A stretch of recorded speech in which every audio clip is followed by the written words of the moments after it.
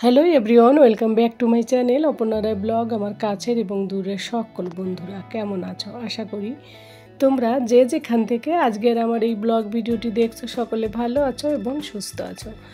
আমরাও তোমাদের ভালোবাসা ঠাকুরের আশীর্বাদে বেশ ভালো আছি। কনকনে ঠান্ডা সব জায়গায় কম বেশি পড়েছে, তবে হ্যাঁ, ঠান্ডা আমার কাছে পড়েছে 2 মাস হলো। কারণ তোমরা তো যারা আমার ব্লগ দেখো তারা হয়তো জানো আমি শীতে প্রচুর প্রচুর উইক আর কি। শীত বলতে আমি ভীষণ ভয় পাই, ছোটোবেলা থেকেই শীতকে আমি প্রচুর ভয় পাই। তো শীতটা একটু বরাবরই আমার মধ্যেই বেশি থাকে।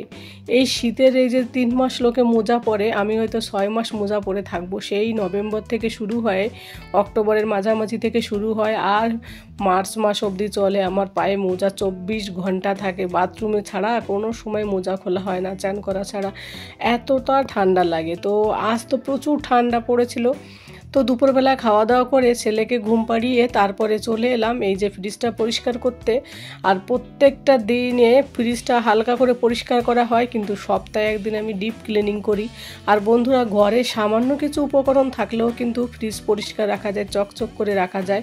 তো দেখো, আমি প্রথমে উপরটা পরিষ্কার করেছি কলিং দিয়ে। এটা বেশি ব্যবহার করা ঠিক না, কিন্তু ভিতরে এটা দিয়ে ব্যবহার করি না, ওই উপর দিয়ে একটু ব্যবহার করি। আর আমার খুবই শখের, খুবই প্রিয় এই ফ্রিজটা। কারণ যখন আমি গুজরাটে ছিলাম তখন ছোট্ট একটা ফ্রিজ ছিল, সবজি রাখতে পারতাম না, খুব অসুবিধা হতো। তারপর সেই ফ্রিজটা বাবু ছোটোবেলায় এত বারবার ওর দরজাটা খুলে খুলে একদম খারাপ করে দিয়েছে। তারপরে বাড়িতে রেখে এসেছি সেটা। আর সবজি কোনো কিছু, মাছ কোনো কিছু এনে রাখতে পারিনি। তারপরে এই যে এটা হলো, দেখো না, 3 বছর হলো কেনা হয়েছে, কিন্তু তোমাদের দাদা ভাই আজ পর্যন্ত ফ্রিজের কভার কিনে দিল না আমাকে। আর ফ্রিজের নিচে যে চাকাটা সেটাও দিল না, ভিতরের যে ইয়েগুলো সেইগুলোও দিল না। তো ভাবছি আজকে রাতে আজকে এটা করব, ভিডিওটা আপলোড করার পরে ফ্রিজের ওই জিনিসগুলো অবশ্যই অর্ডার করব, তোমাদের সঙ্গে শেয়ার করব যখনই অনলাইনে আসবে। তো যেভাবে হোক আজকে আমি রাতে অর্ডার করবই, প্রতিজ্ঞা নিয়েছি। এটা জানি না কি হবে, রাতের বেলাও আসুক, তারপর দেখা যাবে। তো যাই হোক, ফ্রিজ কিন্তু পরিষ্কার করা আমাদের প্রত্যেকেরই দরকার, প্রত্যেক দিনই। কেননা কি বলো তো, ওখানটায় খাবারগুলো থাকে, আর এই খাবারের থেকেই কিন্তু ফুড পয়জন হয়। তো শরীর ভালো থাকে, পরিবারকে সুস্থ রাখার জন্য ফ্রিজকে কিন্তু অত্যন্ত প্রয়োজন পরিষ্কার রাখা। আর ফ্রিজ পরিষ্কার করার পর এত সুন্দর লাগে, আর কালারটা এত সুন্দর, আমার কাছে খুব ভালো লাগে এমনিতেই গ্রে কালারটা। তারপর পরিষ্কার করার পর একদম চকচক লাগে। আর কি বলো তো, আমার ওপেন কিচেন, যেহেতু রান্নাঘরে কোনো উইন্ডো নেই, তো ওই তেলের ঝাপটাটা না পুরো হল রুমটা, সোফা টোপা সব জায়গায় চলে আসে। তো ওই জন্য আমারটা একটু বেশি পরিষ্কার করতে হয়, প্রত্যেক সপ্তাহে পরিষ্কার করি। তো যাই হোক, সানডেতে আর করা হয় না, কারণ সানডেতে আরও অন্যান্য কাজের চাপ থাকে। তো মাঝখানে এরকম একদিনে করে নিই, দুপুরবেলা বাবুকে ঘুম পাড়িয়ে। আর বাবু সোনা তো জানো এখনও একা একা ঘুমায় না আমাকে না নিয়ে। ওকে ঘুম পাড়াতে আমার আধা ঘন্টা লেগে যায়, কোনো দিন নিজেরও চোখ লেগে যায়। তো আজকে আর ঘুমোইনি, আজকে সকাল থেকে ভেবেছি আজকে ফ্রিজটা দুপুরবেলা অবশ্যই পরিষ্কার করব। আর এইদিকে দেখো না, ফ্রিজ পরিষ্কার করতে না করতে ওর ঘুমও ভেঙে গেল। ওর এইটুকুনি ঘুম, একটু আওয়াজ হলে আর ঘুমাতে চায় না। তো যাই হোক, বাইরেটা আগে পরিষ্কার করে নেব, তারপরে ভিতরটা সুন্দর করে পরিষ্কার করব। আর ভিতরের অনেকগুলো নিচে যে ইয়েগুলো রাখে না, পর্দার কভার টাইপের, সেইগুলো ভাবছি আজকে অর্ডার, ওইগুলোও করব, সব কিছু করব। আর এই দিকে দেখো, এই ফ্রিজ পরিষ্কার করতে এসে আবার মেঝেটাও নোংরা, ওগুলো সেটাও পরিষ্কার করতে হবে। একটা কাজ করতে হলে আর একটা কাজ চলেই আসে, জানো তো। তো আমি কিভাবে ফ্রিজ পরিষ্কার করব বন্ধুরা, দেখো, এইদিকে বাটিতে একটু জল নিয়েছি, আর হাফ লেবু ছিল ঘরে। কম বেশি সবার বাড়িতে কিন্তু পাতি লেবু থাকে। শুধুমাত্র এক টুকরো পাতি লেবু থাকলে একটু জলের মধ্যে মিশিয়ে একটা ন্যাকড়া দিয়ে কিন্তু পুরো ফ্রিজটাকে একদম সুন্দর পরিষ্কার রাখা যায়। আর ফ্রিজ থেকে কিন্তু একটা গন্ধ আসে, বেশ সুন্দর লাগে। আর লেবু তো জানো, তো সকলেই জানো লেবু তো খুবই ভালো, আর লেবুর গন্ধ কার না ভালোবাসে, ভালো লাগে। তো প্রথম ওই কাপড়টা দিয়ে করেছিলাম। তো দেখো, ওই কাপড়ের সাইডে একটা কালো কালো ভাব এসে গেছে, এতটা নোংরা বেরিয়েছে। তারপর আর একটা কাপড়, একদম পরিষ্কার কাপড় দিয়ে পরিষ্কার করবে ফ্রিজের ভিতরটা, কারণ ওটার ভিতরটা হোয়াইট থাকে। তো কাপড়ের যদি নোংরা থাকে তাহলে কিন্তু সেই নোংরাটা ফ্রিজের ভিতরেও লেগে যাবে।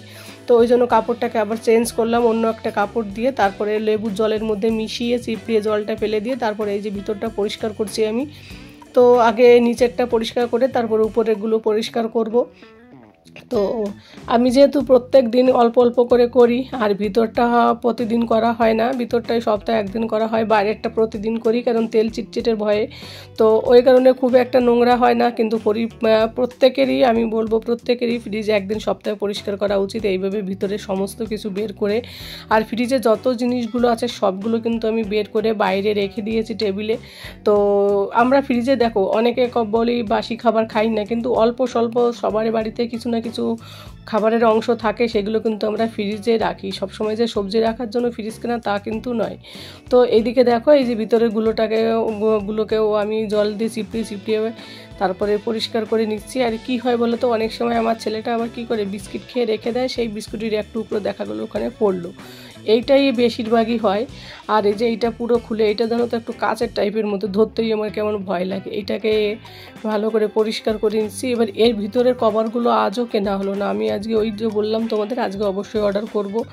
তো তারপরে আর নিচেরটার খুলবো না ভেবেছি, নিচের বক্সটা খুলে বের করে রেখে দিয়েছি, ওটাও পরিষ্কার করব। প্রত্যেকটা পার্ট, ফ্রিজের প্রত্যেকটা পার্ট খুলে খুলে পরিষ্কার করলে আরও বেশ সুবিধা হয়। তবে যে পার্টটা অতটাই না সেটার আমি খুলছি না, যেটা বেশি একটু মনে হলো সেটা একটু খুলে দিচ্ছি। আর এই সাইডেরগুলোতেও খুলে, দরজার সাইডের এইগুলো খুলে আবার পরিষ্কার করা কমপ্লিট হয়ে গেছে। এখন ভিতরটা পরিষ্কার করলে হবে। ভিতরে পরিষ্কার নোংরা অতটা হয় না যদিও, তবুও যতটা পারি ততটা করি। আর ফ্রিজটা পরিষ্কার করার সময় এত সুন্দর একটা লেবুর গন্ধ আসছিলো না, বেশ ভালো লাগছিলো। আর লেবুর রসে কিন্তু রোগ জীবাণু মুক্ত থাকে আর বেশ ভালো হয়।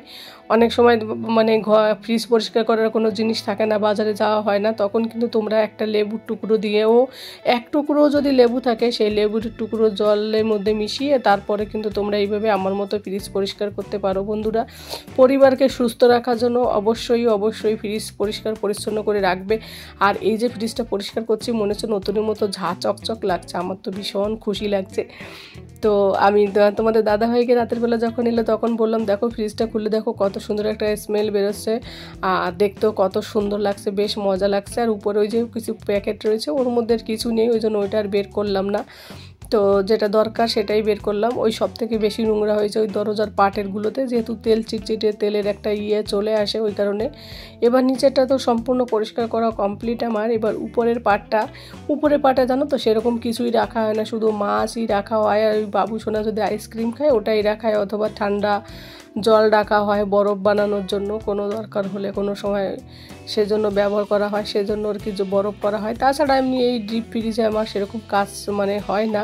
তো ডিপ ফ্রিজটা এমনিতে পরিষ্কার থাকে। আর বাবু মাঝে মাঝে আইসক্রিম বানাতে গিয়ে ফেলে দিয়ে যদি নোংরা করে, ওইটাই একটু সাইডে পড়ে গিয়েছিলো, তো সেটাই বারবার করে ওইটাই বের করছিলাম। আর বাবুকে বলছিলাম ফ্রিজটাকে কী করেছিস তুই, এই যে ডিপ ফ্রিজে এইটা রেখে, এইগুলো বলছিলাম আর কি। আর এই যে এই বক্সটা ভেবেছি একেবারে বেসিনে গিয়ে ধুয়ে তারপরে লেবুর জল দিয়ে ভালো করে একটুখানি মুছে নেব, তাহলে বেশ সুবিধা হবে। আর অবশ্যই বন্ধুরা, ফ্রিজ কিন্তু পরিষ্কার করতে গেলে, ক্লিন করতে গেলে অবশ্যই ফ্রিজের পিছনে যে সুইচ থাকে, সুইচটা কিন্তু বন্ধ করতে একদম অফ করতে ভুলবে না, কারণ এতে বড় বিপদ ঘটতে পারে।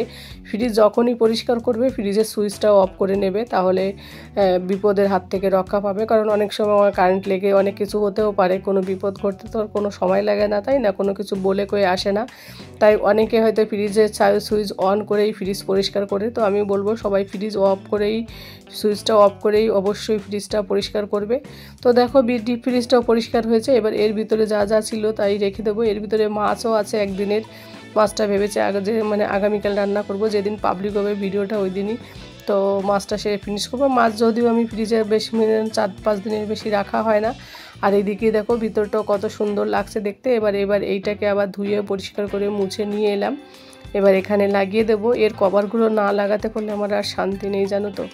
তো যাই হোক, ফ্রিজে যখনই কোনো জিনিস রাখবে খেয়াল রাখবে সেই জিনিসে যেন কোনো নোংরা না থাকে, তাহলে অনেক সময় সেই নোংরা থেকেও কিন্তু ফ্রিজটা নোংরা হয়। তো দেখো বন্ধুরা, একেবারে নতুনের মতো লাগছে না আমার ফ্রিজটা, আমার তো ভীষণ ভালো লাগছে দেখতে।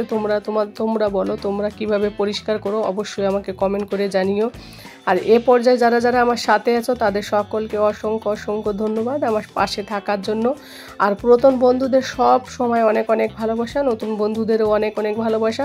অনেক নতুন বন্ধুরা আমার ভিডিও দেখছো, আমার ব্লগ দেখছো, আমাকে কমেন্ট করছো, আমার ভীষণ ভালো লাগে তোমাদের কমেন্ট পড়তে।